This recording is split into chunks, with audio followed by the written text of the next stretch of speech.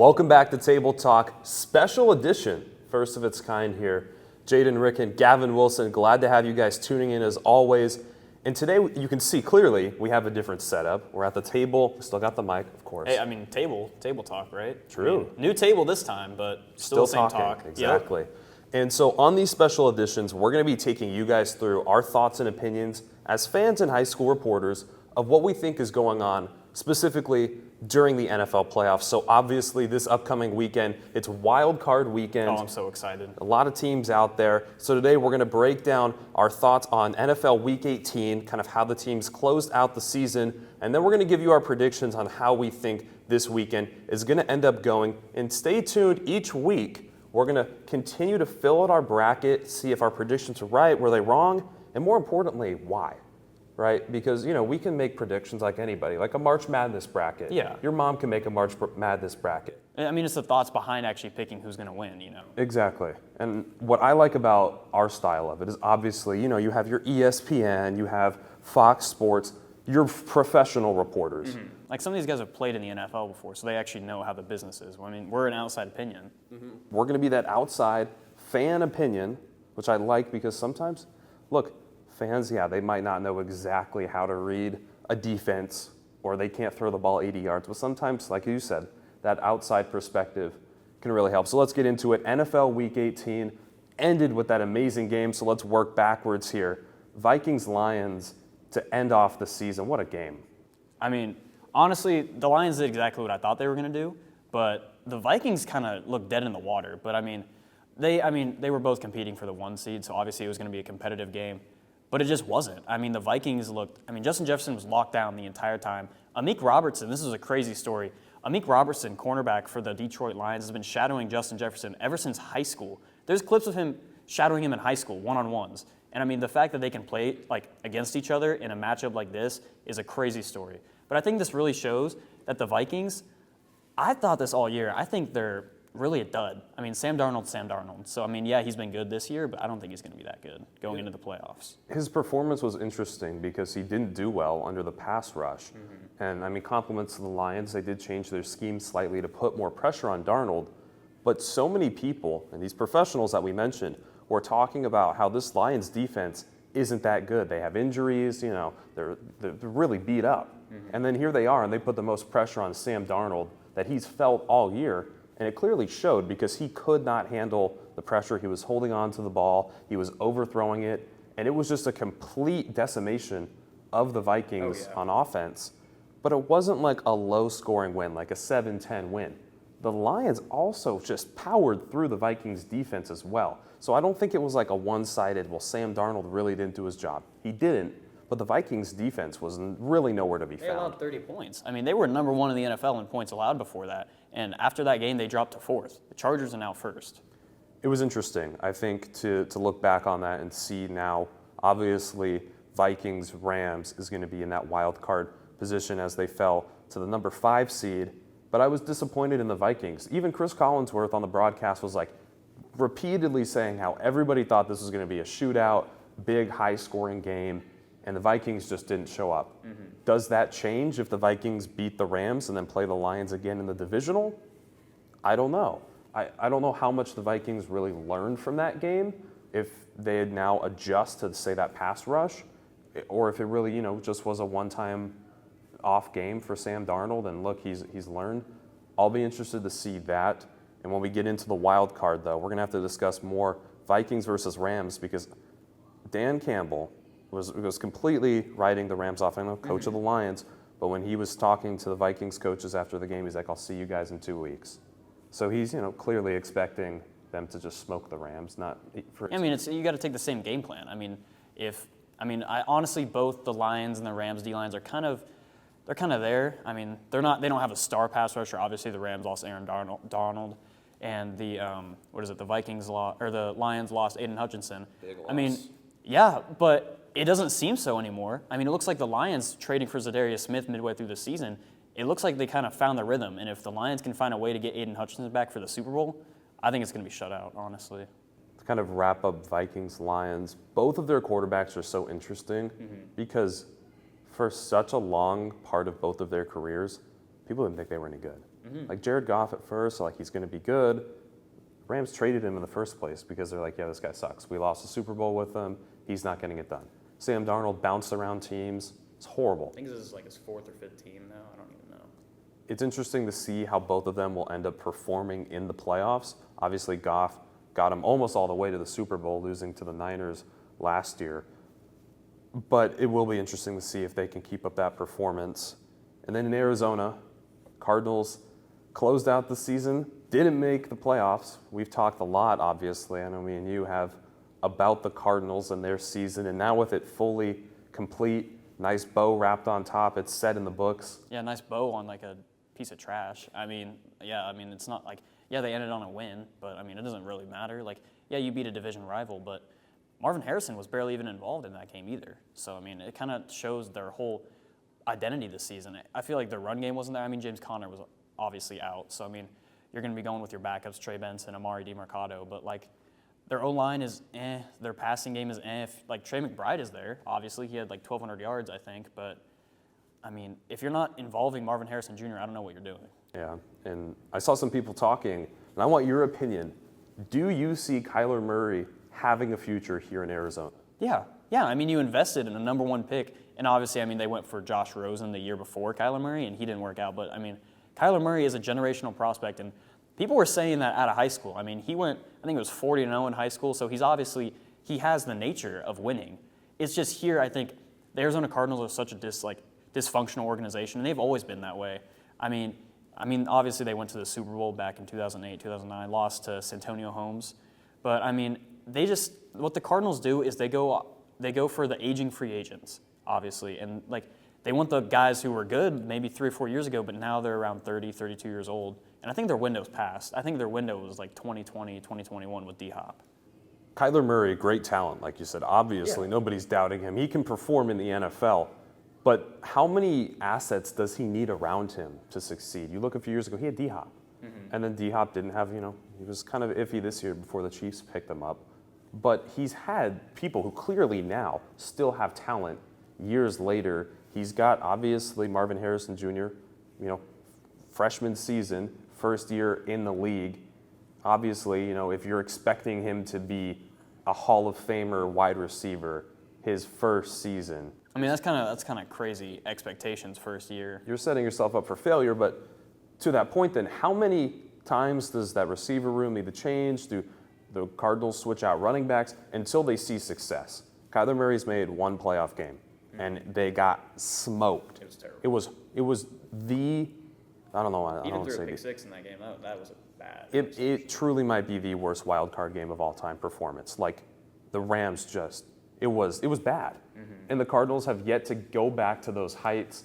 They don't show any signs of like, well, if this player didn't get injured or if this coach didn't get fired, they had all their parts. There was a few weeks where, players were dealing with slight injuries, but nothing season. I mean, everyone's dealing with injuries at some point. I have little faith. I think this season we've said they're just going to be a mid-team, and so I honestly don't see Kyler Murray having a future in Arizona. Wow. I think that whatever is left on his contract, he'll play, and I think they may reevaluate at the end of that. What do you think they should do? I mean, his contract ends in, I think, 2-3 years. I mean, do you end up going for a free agent, maybe building the team around getting a free agent, or maybe drafting a guy? I mean, that's what most teams do. We have to think from both perspectives, or you got to think from Kyler's perspective. Is he comfortable living here? If he enjoys the sport, he likes living in Arizona, raising a family. I don't know his personal life that well. I don't know if most people do. I mean, that's most of it. He might want to stay here, even if they're not crazy good, and he might have hope. He is the franchise QB right now, so hey, maybe I'll stick it out 10 years. Hopefully at the end of that, we're at least somewhere. But maybe he doesn't. Maybe he wants to chase the ring. He wants to go on a team. I mean, he's not even old. He's like 27. He's still a young QB. He's got talent. So maybe he does try to leave, go somewhere else. Now, what the Cardinals, do and how that process really ends up working out, that's where you have to think from that front office perspective. And do they want to trade Kyler Murray away? Do they want him out? Is he somebody they're actively seeking to get rid of? No, I don't think so. Because, I mean, they don't have a plan for quarterback right now. So it just comes down to Kyler Murray's take on the team, how he feels, and I don't think if the Cardinals continue playing the way they've played, mediocre, missing the playoffs, I don't see him staying. Well, no, they're going to go for a change. And I mean, obviously their first change isn't going to be quarterback because it's obviously harder to find a player than a coach. And I mean, they're going to be more expensive than the coach. So their first thing is going to be, is Jonathan Gannon the right guy? Because I mean, they've had a carousel of head coaches over the last 10 years or so. So they're going to be like, is the head coach the right guy? But then after 3 or 4 head coaches, you're going to be like, is Kyler Murray the guy? Because I mean, he hasn't led them anywhere. And obviously this was his first season off the ACL injury. First full season. He's injured though. Like I feel like the past few years he had like injury. Well, that's just how it is as a rushing quarterback. I mean, I feel like he more than a lot of other, like him specifically more than a lot of other rushing quarterbacks, he's pretty injury prone. yeah. I mean, you look at Josh Allen, and Josh Allen played through a broken hand. I mean, that's pretty tough. We'll see what the Cardinals. I think he's going. If they continue down this path, if they can turn it around, maybe. I mean, they have like 2-3 years max to turn it around. Otherwise, I think everyone's out, and they're going to go through a full rebuild again. That would just be horrible. I mean, nobody obviously wants to see that.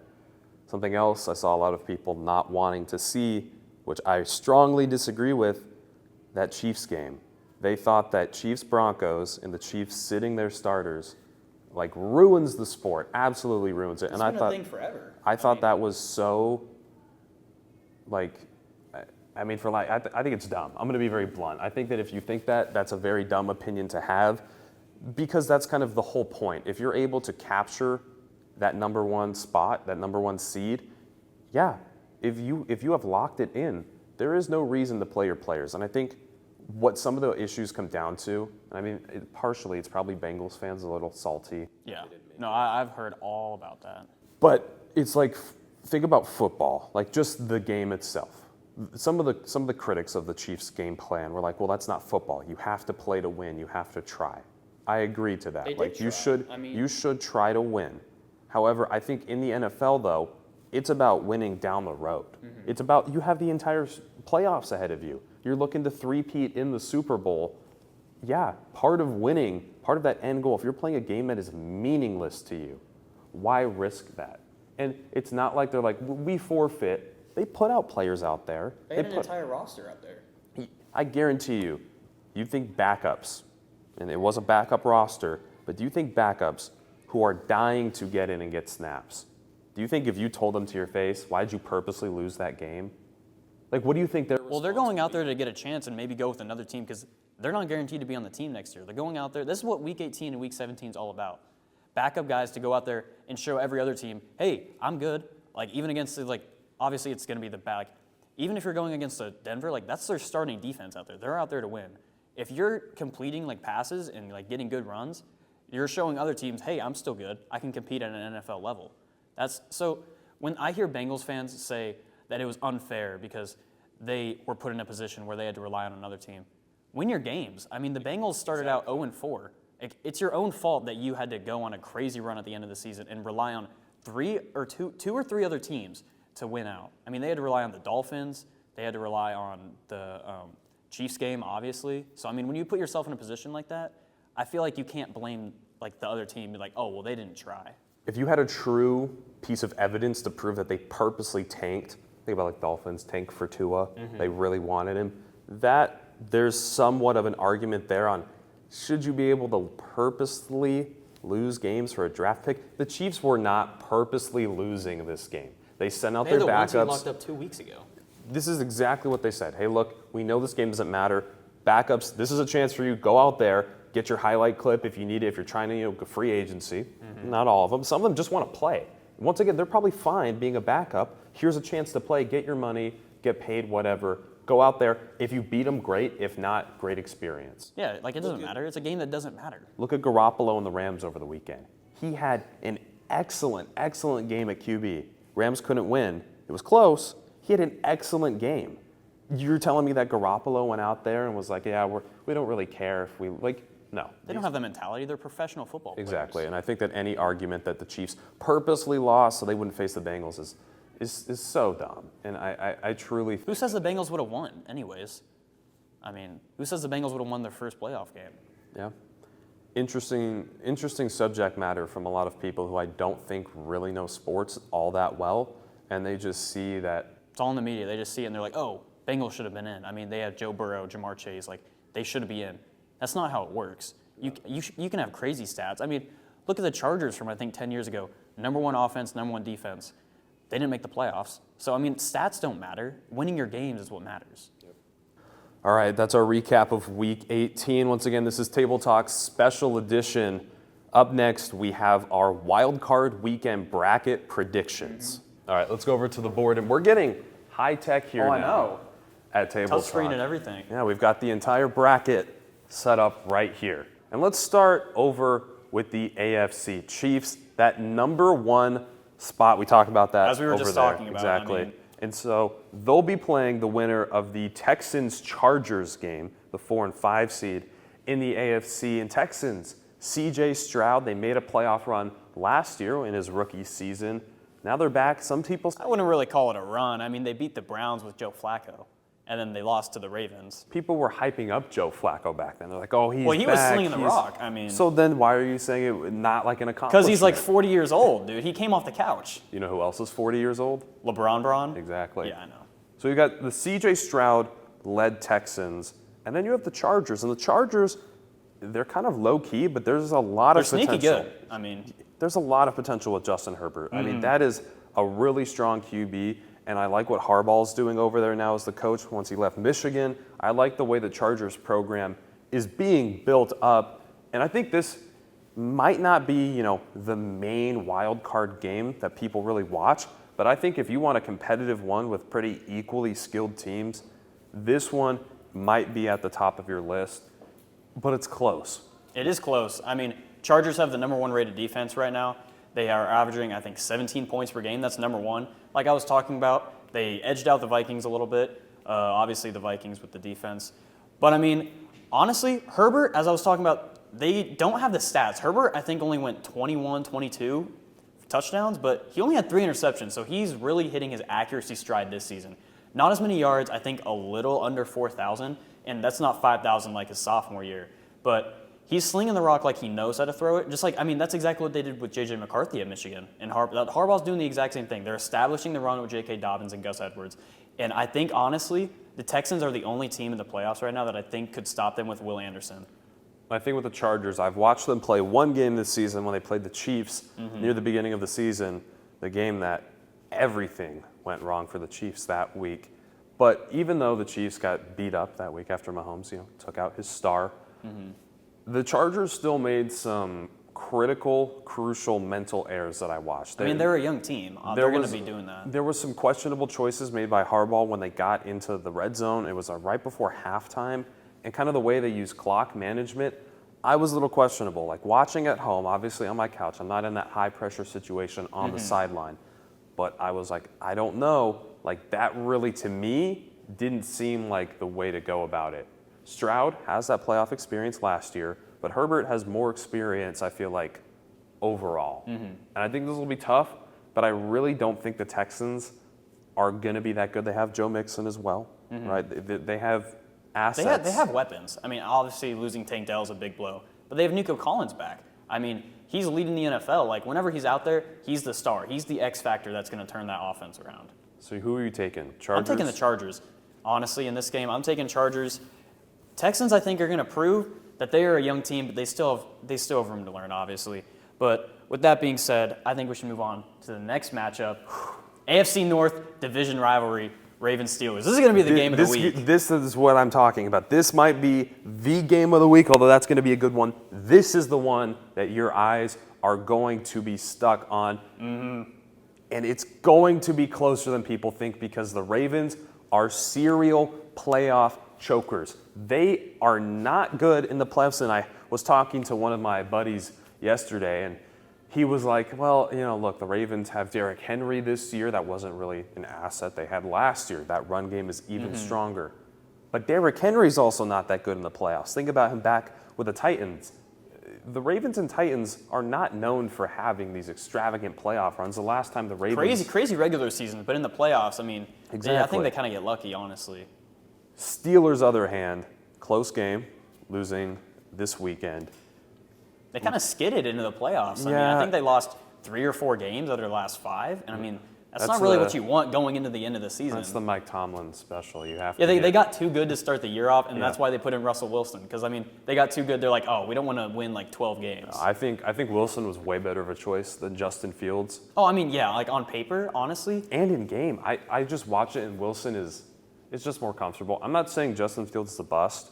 I think that I think honestly, if Wilson's able to stay for a couple more seasons, you might see Fields leave. If not, I think Fields will take over that Steelers spot.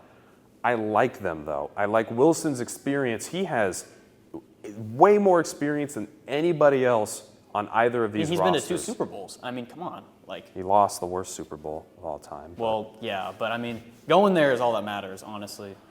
It's going to be close, in my opinion. It's in Baltimore, so it's Ravens territory. Steelers. That's on always the go. tough. Any team going there.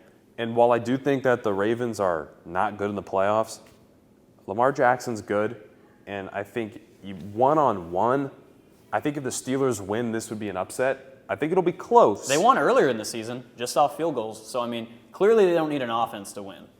I'm going Ravens here. Oh no, me personally. too. But I mean, Lamar's MVP. He's MVP caliber right now. He's having his best season of all time. First quarterback to have 4,000 passing yards and 800 rushing yards. And I did see a little fun fact that every 12 years since the Ravens have been inducted, every 12 years they win a Super Bowl with a 28-year-old quarterback. Lamar just turned 28 this year, and their last Super Bowl win was 12 years ago. These are the statistics you tune into Table Talk for right there. No other network is going to have. They're a bringing up fact like stats that. and everything. I'm bringing up the real facts. Every 12 years, it's like the phases of the moon. But you know what? I'm going to go Ravens here. And let's move on to our last matchup in the AFC, Bills-Broncos. This is going to be an explosive matchup. Unexpected, honestly. This one's going to be tough. Bo Nix has been able to really cultivate the Broncos to this playoff spot. He's half the reason why they've got there, and they have a very strong defense as well. They're one of, honestly, dare I say, one of the best defenses in the league. That's completely warranted. Nick Benito has broken out this year. And, I mean, their pass defense, I mean, you have Pat Surtain. He's locked down. I think he hasn't let up like 50 yards all year. I think maybe 1 touchdown. And, I mean, Bo Nix is having an amazing season. I don't think he's Rookie of the Year, but, I mean, any other year I think he would be, honestly. So I think he can lead them. I mean, they have weapons, but they don't have like crazy, like they don't have an X factor, but they have the weapons that could beat a team just like the Bills, whose defense is a little lackluster. Unfortunately, they're playing the Josh Allen Buffalo Bills. I'd say unfortunately. I mean, because, I mean, although they did have a Cinderella run, they weren't supposed to make it this year. You're playing the dude who can put up 6 touchdowns in a game. You're playing arguably the toughest team in the AFC. Depends on your opinions on the Chiefs. I would say they're the toughest team right now. And it's going to be a battle, certainly. I mean, Josh Allen, the weapons he has and all of the things at his disposal, the Bills have proved themselves to be able to beat any other top team. They beat the Chiefs. They beat the Lions. Those are your 2 buys. Those are your 2 number 1 seeds. And this is a team here that's capable of beating them. I don't see them having trouble with the Broncos, but I do see this being a good opportunity for the Broncos. Their first time back in the playoffs since Peyton Manning won them that Super Bowl 8 years ago. It's crazy how time flies. Crazy. This is a good chance to prove themselves. I think that it's going to get them a lot of experience. Sean Payton, he has playoff knowledge, obviously. He's not a new coach. Come on. He's done this before. He's been there a bunch of times. He's won a Super Bowl with Drew Brees, obviously. So he knows how to game plan against a really good quarterback. I think we're both in agreement here. I think the Broncos are a good team who might be able to put up a no fight. discredit to them. I mean, But we all know we're taking the Bills. all right. Now let's move on to our first NFC matchup. I mean, obviously we need to talk about the Lions locking up the 1 seed against the Vikings. But, I mean, we did talk about that, so they already know our thoughts on everything. I just think we want to talk about how good this Lions offense is clicking right now. All year, I mean, I think they're the first team of all time to have 4 separate guys have over 1,000 all-purpose yards. I mean, you have Amon-Ra and you have Jameson Williams who could take the top off the defense. I mean, you need to watch out for that entire offense. And they're getting David Montgomery back. That's what I heard. They interviewed him this week. He said he doesn't know if he'll be back in time for the Super Bowl. Do you want him back? If he's coming off of an injury, He's been out for several weeks, months. If your offense just got you through the playoffs, secured you the number 1 seed against the Vikings, do you go back and try and work somebody who's been injured in? I mean, you can. I'm definitely not saying that's a horrible idea, but I think it's something to think about where, yeah, I don't really know. Like one game, obviously he'll make an effect, but then look at Jahmyr Gibbs. I mean, he 4 touchdowns in the last game. So I mean, obviously your run game's there already. We'll see. That'll be probably one of the deal breakers with the Lions. If he does come back, and if they do decide to play him, what type of impact he can really make. They're a dangerous team. My biggest issue with the Lions, and this is something where I differ from a lot of people, I'm not the biggest fan of Dan Campbell. Now let me explain, because that might sound really controversial. I need to hear you out on this.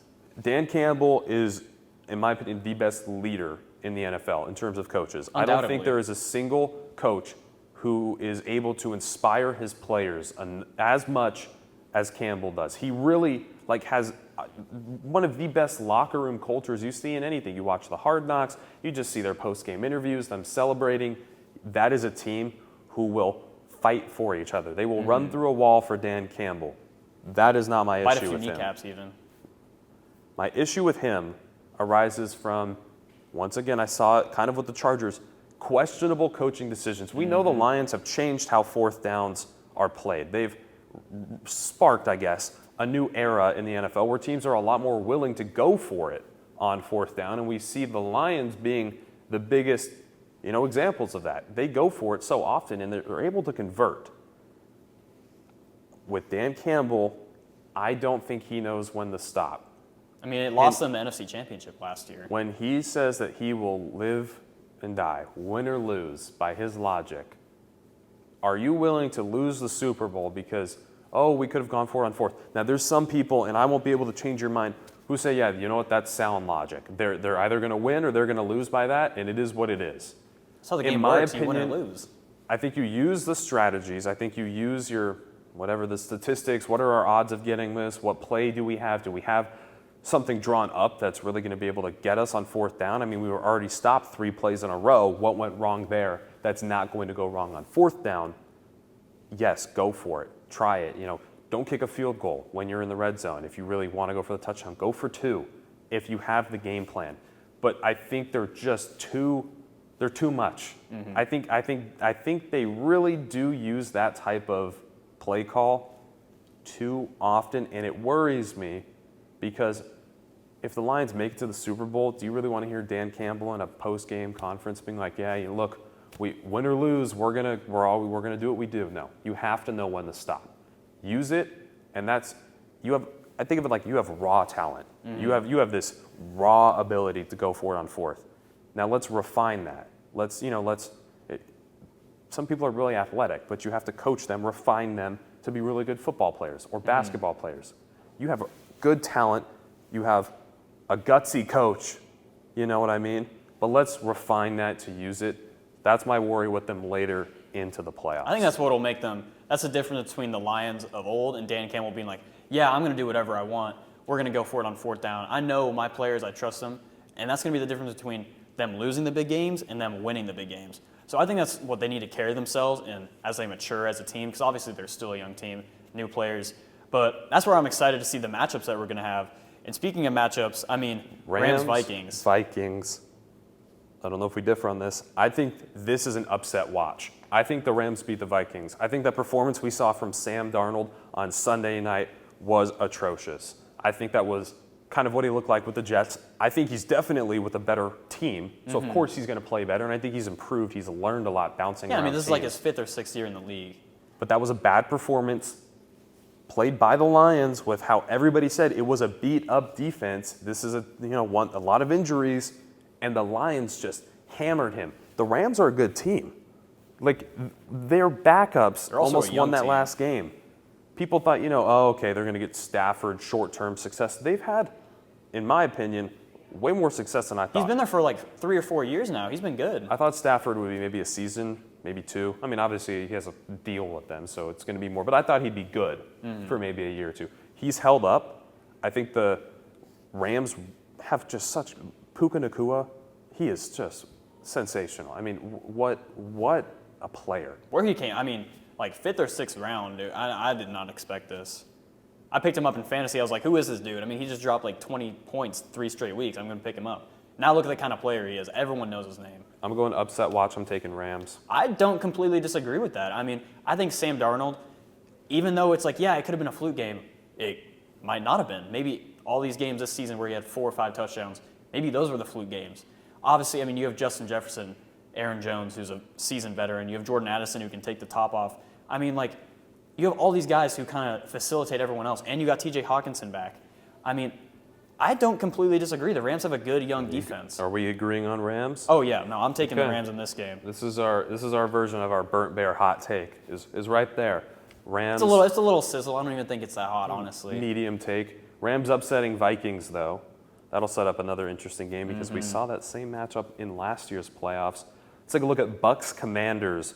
Baker Mayfield able to secure the Bucks a trip once again. Final game of the season, and he got some of his guys loaded. I mean, it was a great game to watch, especially at the end. I think he got Mike Evans like $3 million off that one catch. Yep, getting him to That's why he was so hyped. I mean, another 1,000-yard season. Great locker room culture. I mean, that's going to build your bonds. That's going to put trust in the receivers to make sure that their quarterbacks are thinking about them as well. They didn't do that good last year, in my opinion. I think Baker just isn't next level. I don't know, dude. He had 41 touchdowns this year. He did have 16 interceptions, though. This is another game that I think it could be close. There's not one clear winner in my eyes, but Jayden Daniels, What an unbelievable talent. I mean, he is just rookie year. I mean, sensational. High scoring games, great field vision. He's clearly an intelligent quarterback. I've seen all about how he trains in VR. You know, he's got the goggles on. it's smart. I mean, practicing. going out there, like, not even having to get hit. Just play VR. I mean, it works. I mean, it is working very well. I mean, I think he just set the rookie quarterback rushing yard record. I mean, Robert Griffin III was cheering him on. I mean, and that's the former quarterback there. So he obviously knows what it's like to play for this kind of team. And as a young team like this, you also have guys like Terry McLaurin, Brian Robinson Jr., who want to win. I mean, obviously they were part of the old team. I mean, that was very poorly mismanaged. But now with the new owner and everything, I think this is going to be a battle between the two. I mean, it's going to be whose quarterback makes a mistake first. I like Commanders personally. I think young team, dangerous. I've seen the Bucks. I've seen what Baker can do. Not bad. I don't think he's next level. I think they're better overall, too. I mean, this defense is widely improved. I mean, last year they were one of the worst in the league. This year, they're pretty darn good. And with a good offense, I mean, I think that's going to carry them to beat the division winner. And to the last NFC matchup, we have Eagles-Packers rematch of Week 1 down in Brazil. What are we thinking here? First off, I don't like either of these teams. No, I don't either. I'm gonna reveal my bias. I'm not the most unbiased part of the fan part of this podcast special edition.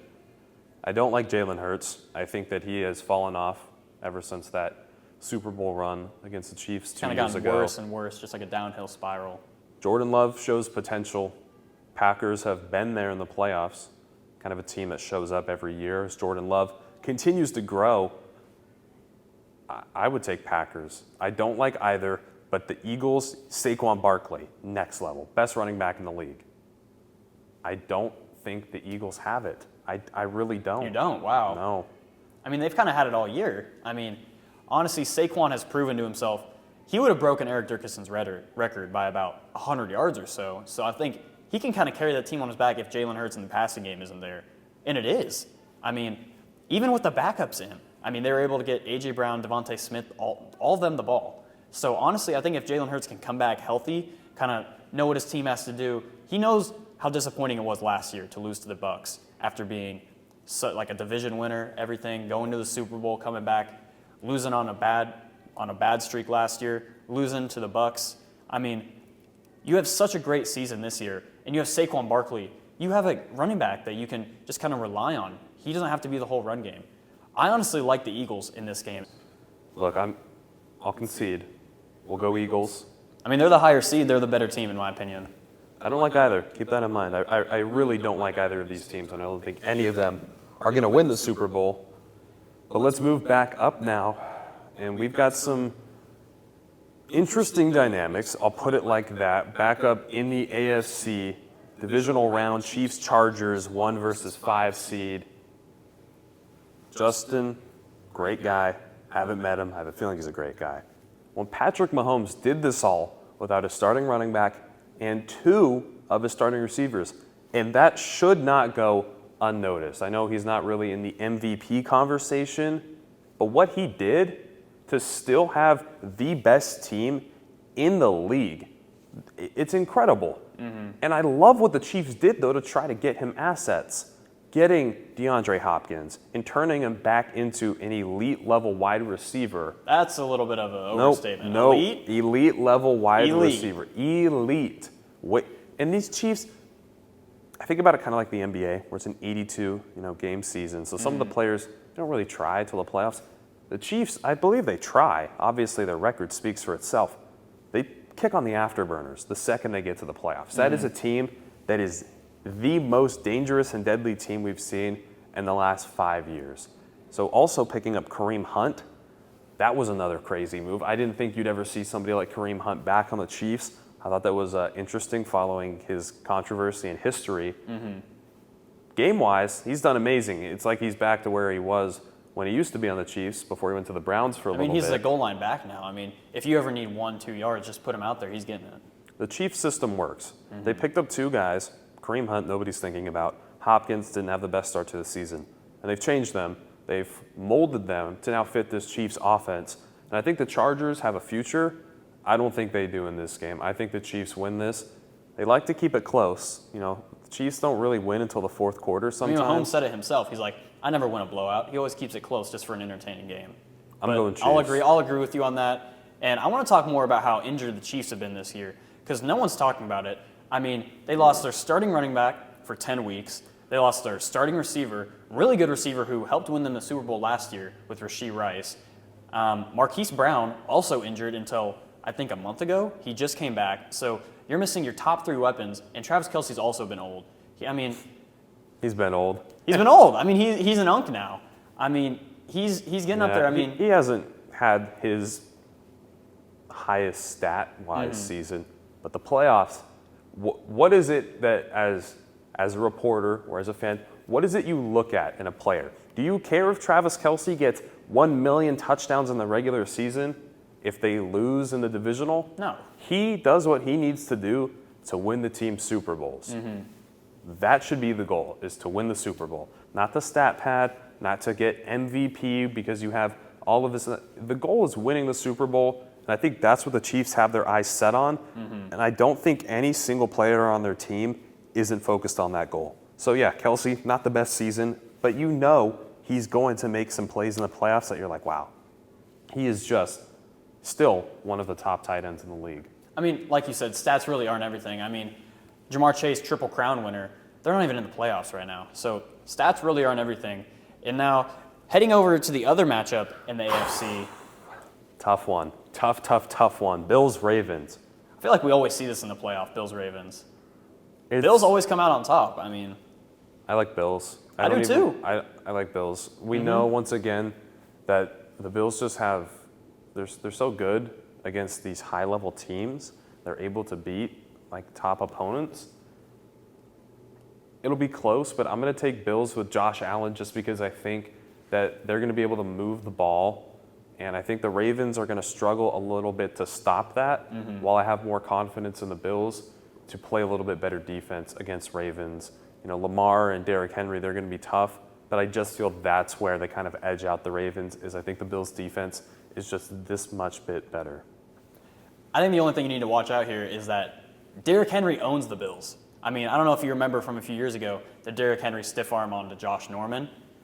That play will be highlighted for years to come. So I think Derrick Henry is going to go into this game knowing how good he plays against the Bills, knowing how much pressure is on his back. He's getting up there. I know age isn't really a number to him. He just had 1,900 yards in a season at 30, 31 years old. And I feel like he's going into this saying, I only have 1 or 2 seasons left. I got to go in there and get a ring this season or next season. So you're going Ravens? I would go upset here. Honestly, this is a tough one. I think Bills. Because Josh Allen is my MVP pick. So I kind of got to stick with that. I got to go Bills here. But I think this matchup is going to be good for the next few years with Lamar and Josh Allen. And now, heading over to the other conference, what a game here. The Lions and the Commanders. Never thought I would have seen this Nope. in the playoff. If you told me 2 years ago this was going to be the matchup of the week, I mean, I would not have believed you. I don't think anybody would. Lions, Commanders, Lions. Lions are more experienced. I think with these younger teams, say Packers, Commanders, Chargers, they can win a wild card against some of these lower, even the Broncos. They can win potentially a wild card. That's it. This is They're when not going on a 3-game This run. is when the real teams come out to play. It would take something really, really unfortunate for the Lions to lose, say an injury, I think, but I don't think there's anything on the Commanders that I'm like, yeah, that's going to smoke the Lions. They're good. Don't get me wrong. That's not. Yeah, we're not discrediting them at all. I mean, they're just a young team. The Lions can work a defense better. They're going to be able to put up scores, and I don't think Jayden Daniels is going to outperform Jared Goff in that Lions offense. I think the only way the Lions lose this is if Jared Goff goes out there and, breaks his leg. And I mean, Jeez. yeah, I mean, that's the only way. I mean, the Lions offense has been clicking every single game. Did you see the Lions picked up, what's his name? I'm trying to think. He just left the league. Oh, are you talking about Ezekiel Elliott? No. They did. They did sign him, though. He's a quarterback. He's Goff's backup. I'm trying to remember his name. We'll come back to that. Well, yeah, we'll go back to that. But going to the last match. Teddy Bridgewater. Oh, they picked him back up again? Yeah, oh, I remember. Teddy Bridgewater's their Teddy backup. Two Gloves. Yeah. Eagles, Rams. It was a good game. If you remember the last time that they matched up. You're an Eagles guy. I'll Okay, let no, you- that's a big accusation. I'm not an Eagles guy. I'm a Saquon kind of guy. And He's on the Eagles. yeah, so I don't like the Eagles. It's like that TikTok trend. I like you, but I don't like your team. You know what I'm talking about? Just me? Okay. No. Well, Saquon had over 200, I think it was over 300 total yards against the Rams the last time he played. I think he picks it up right where he left off. In this situation, I'd take the Eagles. I think the Rams are good. It's tough. This is where it gets really tough, in my opinion. I keep using that word, but it's a lot of these teams are so skilled, and I think only in the AFC do I truly see a team that's above everybody else with the Chiefs. I look at the NFC, and I think they're all around the same level. I think Stafford has it in them. They won a Super Bowl a few years ago against Joe Burrow and the Bengals. That's not a team that just got lucky. That's a team that really fought to get there. They fought hard for that win. I could see them upsetting the Eagles, but I think the Eagles is the safer choice. I think it makes a little bit more sense considering some of the weapons the Eagles have in their streak, obviously being the 2 seed. Let's now take a look, though. AFC. It always comes down to this, doesn't it? Chiefs, Bills. I mean, come on. This is the primetime game of primetime games.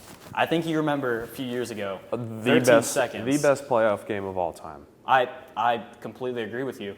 Bills, he went down there in 13 seconds and scored. That's unheard of. I mean, but that just shows how good the Chiefs are. That's what I mean, that they're next level.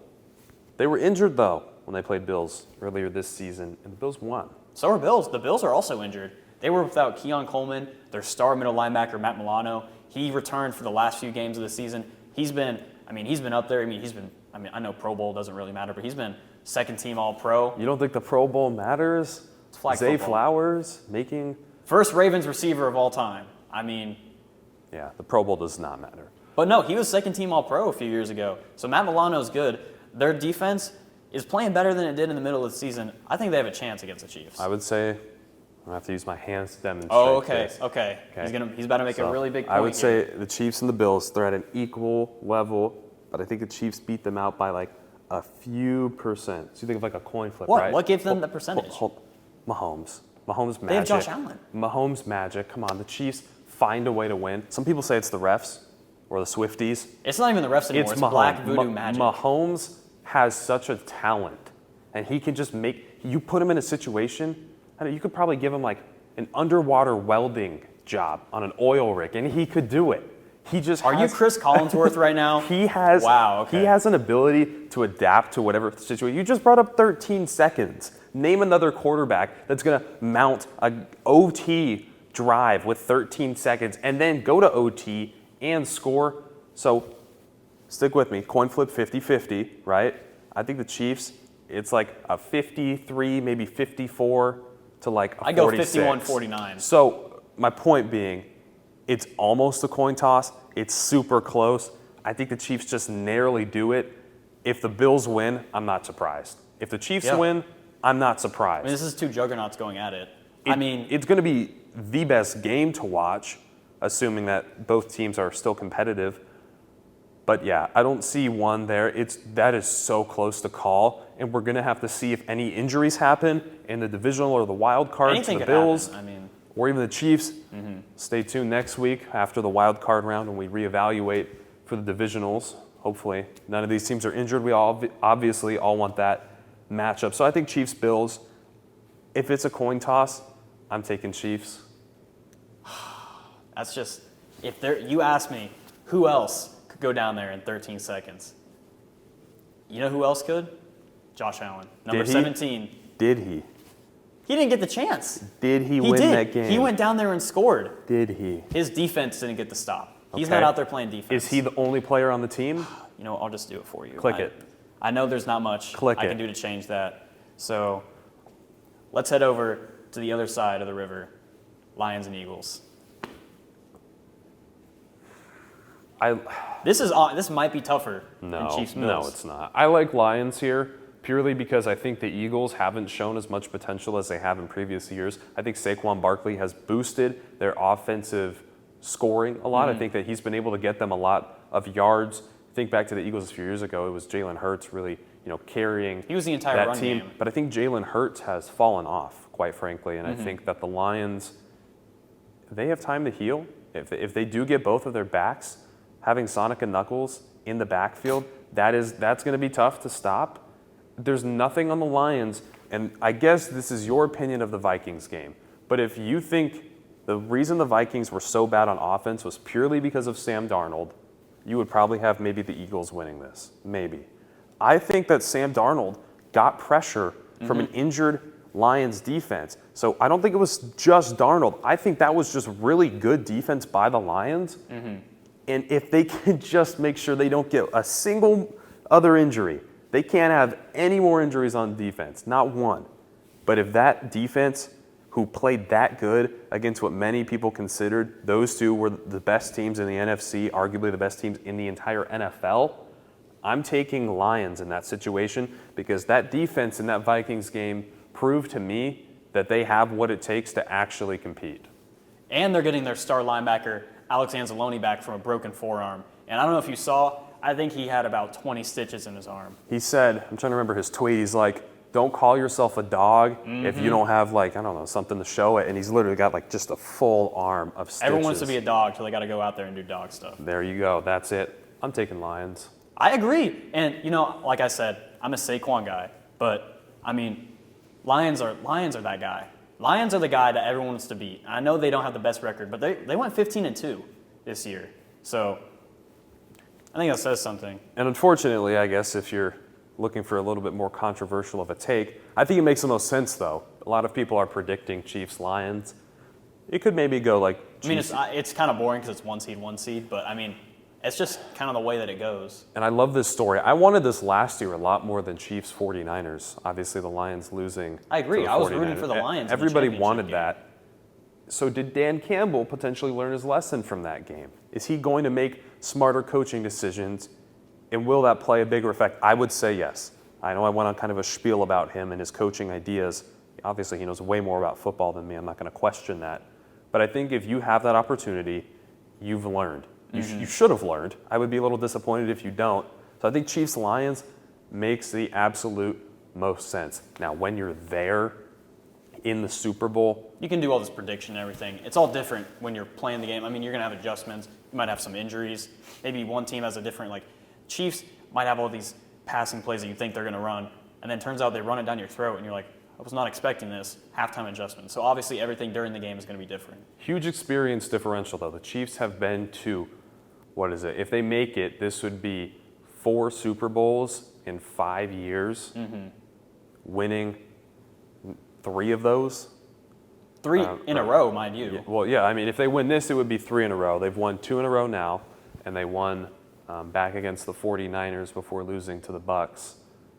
They're an unstoppable team. They've only missed the Super Bowl once in the last 5 years. What would that be? 4 Super Bowls in 6 years? Yeah. I mean, They are the dynasty. They are the boogeyman, the team. they already to are. beat. I think they already are the dynasty. They're the Patriots. Well, I don't know. I wouldn't go there yet. Here's our hot take. They're the Patriots. Tom Brady, Patrick Mahomes they're that big evil guy everybody wants to take down. So you know what this game reminds me of? Okay? Let's hear it. This reminds me of Patriots Eagles in the Super Bowl. When Nick Wow. Foles led the Eagles through the playoffs to take down Tom Brady, the Philly special, one of the best plays I ever remember. ran in a Super Bowl to get Nick Foles a catch and a TD. Just that was like kind of like grit, and there's some gutsy calls there. Everyone rooted for it. Even NFC East fans. They saw that and they saw them taking down the Patriots. They're like, you know what? The little guy does have a chance.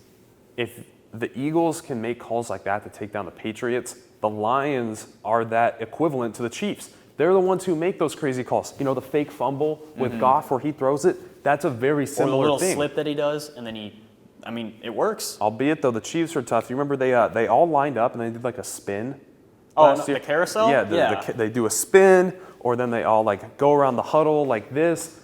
They're kind of a little bit less formulaic than the Patriots when it comes to that. You know, Andy Reid can come up with It's some just the way creative the play NFL calls. works nowadays. But you can't let a team get hot. If the Lions get a chance to win the Super Bowl, I see the Chiefs losing. That's the only game I see them losing, not because the Lions on paper are better, not because any of their players are better. I think the Chiefs have better run. I don't know about that. I would say they might be better on paper right now. Their offense definitely is better. Maybe. Maybe? You haven't seen a healthy Chiefs offense. They're still coming back. They'll have 2 weeks to rest their starters. Their starting running back just scored 4 touchdowns. They've been injured. They have not been at full strength. And, you know, I'm slightly biased. Like, you know, I enjoy the Chiefs. I'm not a big Chiefs fan. You're 1 in a million. It's okay. I'm the only good Chiefs fan left. Yeah, you're right. 1 in a million. Okay. But the Lions, you let the underdog, you let these guys who are working for it, and this is probably their final shot. Realistically, I don't know how the team looks This is their next best year. shot. I don't know about final, but this is their best shot. Okay, that's a good way of putting it. If you have them fight and they get to the Super Bowl, the Chiefs get a little lucky. I'll be the first to say. They keep it close. They get a little lucky. Sometimes it's a coin toss against the Bills in the divisional. Sometimes it's beating the Niners in OT last year. Or beating the Ravens in week 1 due to Isaiah Likely being a half a shoe size too big. The Lions in that chance to seize that moment, they don't lose. They don't lose. The coach will say, who wants it more? The Lions. They've been terrible forever. You have the king, and then you have the Lions who are hungry.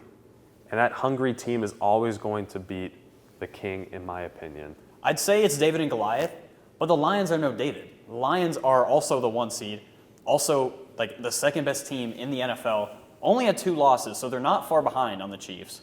But they feel like a way bigger underdog here than they really should be. Last season was their first true good season, and that shows how fast they turned around the program.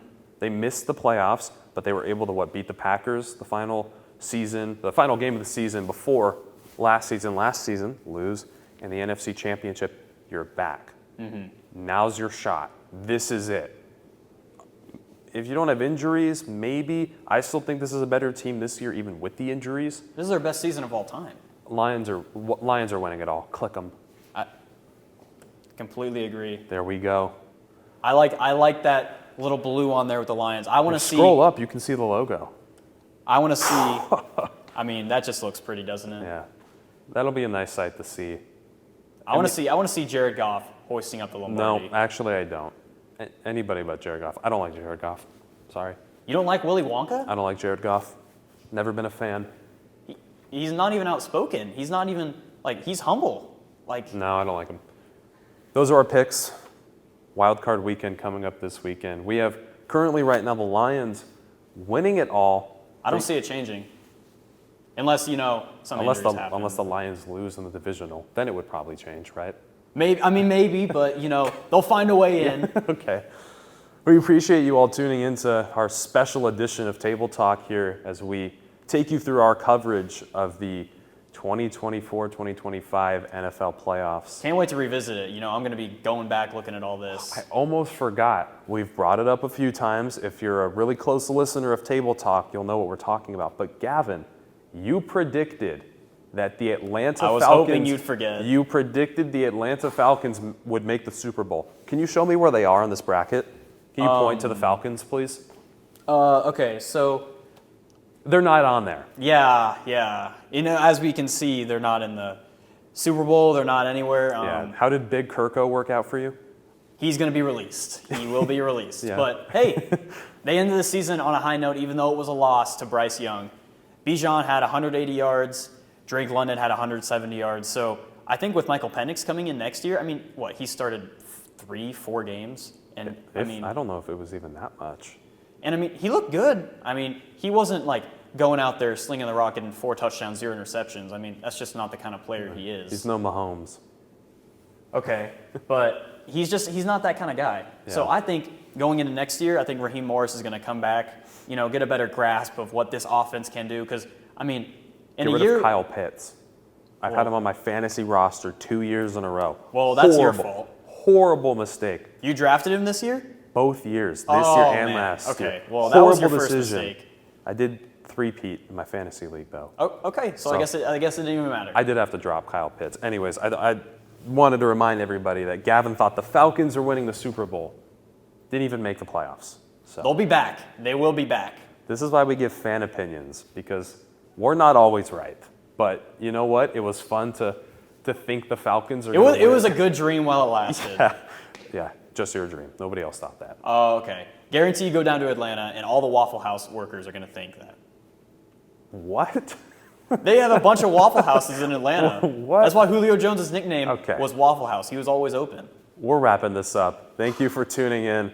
Follow us on our social media, Instagram, TikTok, Twitter, X, Basha Bear Network. You can find us there. And on TikTok, we've started making some clips of Table Talk. So if you found us and you made it to the end of the video from one of those clips, leave a comment down below. Let us know if we caught you over from TikTok. And if you like the clips, we'll keep them coming. Jayden, Rick, and Gavin Wilson, obviously. we'll see you guys next week.